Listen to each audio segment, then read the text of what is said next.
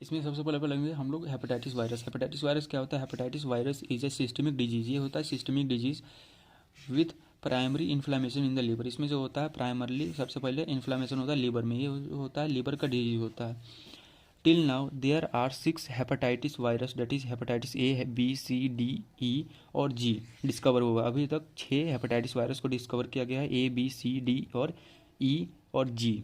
ठीक, इसमें जो इन्फेक्शन होता है हेपेटाइटिस बी वायरस है मोस्ट सीवियर होता है। ठीक, hepatitis B and C virus जो होता है वो रिस्पॉन्सिबल होता है many cause of the primary hepatocellular carcinoma. Hepatocellular carcinoma जो होता है एक टाइप का कैंसर होता है जो एक कॉज करता है बी और सी द्वारा।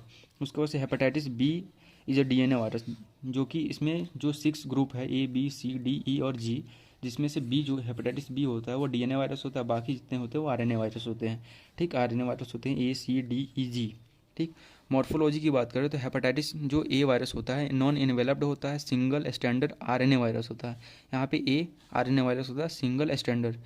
ठीक, इसका जो जो ये कैप्सिड होता है न्यूक्लियो कैप्सिड, ये सराउंडेड होता है, उसका शेप जो होता है आइकोसा हेड्रल सिमेट्री होता है। ठीक, आइकोसा हेड्रल सिमेट्री होता है। इसमें अब बात करें तो है infectious hepatitis is subsequently disease occurring mainly in the childrens and young adults. जो हेपेटाइटिस ए वायरस होता है वो यंग और चिल्ड्रंस को अफेक्ट करता है। ठीक, उसके बाद से होता है कि the hepatitis A virus enters through the body.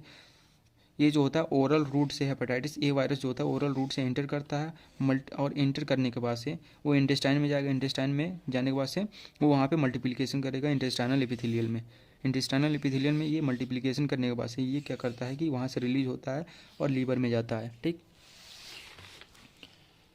Liver में जाने के बाद से the large majority of infection जो होता है वो एसिम्टोमेटिक होता है, यानी उसमें कोई भी सिम्टम्स दिखाई नहीं देता है लेकिन वो डिजीज़ कॉज कर देता है। ठीक, इसका जो इंक्यूबेशन पीरियड होता है 2 to 6 वीक्स होता है। और जो सिम्टम्स होता है उसमें फीवर, मलेशिया, एनोरेक्सिया, नोजिया और वॉमिटिंग होता है। ठीक, इसके कारण इसमें ज्वेंडिस भी हो जाता है क्योंकि ये लीवर को इन्फेक्ट कर रहा है। ठीक, उसके पास ये होता है कि ये लेट इंक्यूबेशन के कारण ये जो होता है फीसेस के थ्रू सेट अप होने लगता है। जो वायरस होता है हेपेटाइटिस ए वायरस, क्योंकि ये इंटेस्टाइन में होता है तो यहाँ से वो सेड होके वो स्टूल के थ्रू पास आउट होने लगता है। उसके बाद इसकी लेबोरेटरी डायग्नोसिस देखें तो डेमोन्स्ट्रेशन ऑफ वायरस। इसमें सबसे पहले डेमोन्स्ट्रेशन ऑफ वायरस कैसे कैसे कर सकते हैं, तो हम लोग वायरस को फॉलोइंग मेथड से हम लोग डिटेक्ट कर सकते हैं। पहला आता है immuno electro microscopy, immuno electron microscopy. उसके बाद इलाइजा मेथड से आइसोलेशन कर सकते हैं। आइसोलेशन में क्या होता है कि ह्यूमन जो सेल कल्चर होता है उसमें हम लोग कर सकते हैं कल्चर इसको आइसोलेशन, या किसी एनिमल में इनोकुलेट कर सकते हैं। ठीक, उसके बाद आता है डिटेक्शन ऑफ एंटीबॉडी। उसके बाद होता है डिटेक्शन ऑफ एंटीबॉडी। इसमें क्या करते हैं स्पेसिफिक एंटीबॉडी जो होता है आईजीएम होते हैं, इसको डिटेक्ट करते हैं। जब सीरम में इसका लेवल बढ़ा हुआ दिखता है तो जानते हैं कि हेपेटाइटिस ए हो गया है। ठीक, उसके बाद से बायोकेमिस्ट्री का टेस्ट देखें तो एलएफटी पूरा पैनल इसका होता है, जिसमें ए एल्कलाइन फॉस्फेट, बिलिरुबिन और प्रोटीन सब बढ़ा हुआ आता है। उसके बाद आता है hepatitis B virus. Hepatitis B virus जो होता है belongs to family hepadnaviridae. Hepadnaviridae से ही बिलोंग करता है, जिसका मॉर्फोलॉजी देखें तो ये इसका मॉर्फोलॉजी है, जिसमें आइकोसा हेड्रल जो न्यूक्लियो कैप्सिड है इसमें जो होता है वो सर्कुलर डबल स्टैंडर्ड डीएनए होता है, और ये जो होता है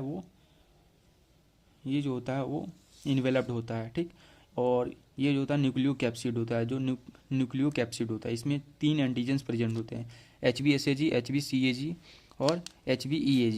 HbSAg मतलब surface antigen, hepatitis B core antigen और हेपेटाइटिस ई एंटीजन होता है। इसमें मॉर्फोलॉजी में क्या दिया है कि हेपेटाइटिस बी जो होता है कॉम्प्लेक्स डबल सील्ड पार्टिकल होता है, आउटसाइड सरफेस जो होता है enveloped of virus contain hepatitis B surface antigen HbSAg, यानी जो आउटर सरफेस होता है हेपेटाइटिस बी सरफेस एंटीजन को कंटेन करके रखता है। उसके बाद होता है it encloses an inner icosahedral nucleocapsid, जिसको हम लोग कोर बोलते हैं, जो कि HbCAg एंटीजन को कंसिस्ट करता है। ठीक, उसके बाद से होता है इसका जो जेनेटिक मटेरियल होता है सर्कुलर होता है, डबल स्टैंडर्ड होता है। ठीक, उसके बाद से इसके एंटीजन्स की बात करें तो इसका जो एंटीजन होता है 3 एंटीजन्स होते हैं, HbSAg, HbCAg और HbEAg।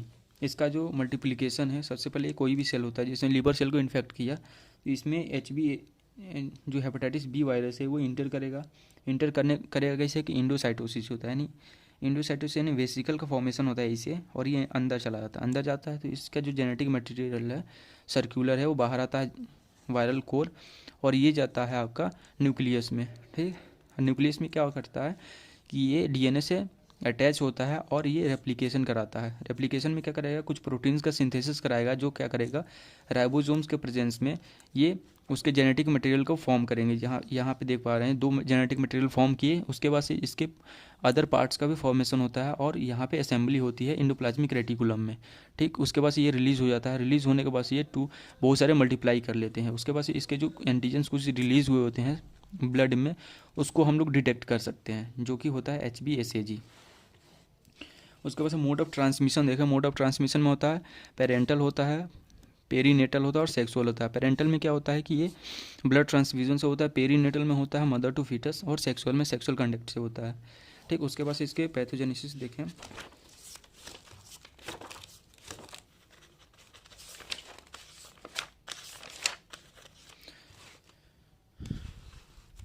इसमें जो पैथोजेनेसिस है इसमें जो होता है हेपेटाइटिस वी वायरस होता है, प्राइमरली इन्फेक्ट किसको करता है, लीवर को, और रेप्लिकेट भी लीवर में ही करता है। ठीक, इसमें कोई स्पेसिफिक डिजीज़ नहीं है। इसमें क्या है कि जो वायरोन होता है वो सबसे पहले बाइंड होता है होस्ट सेल से।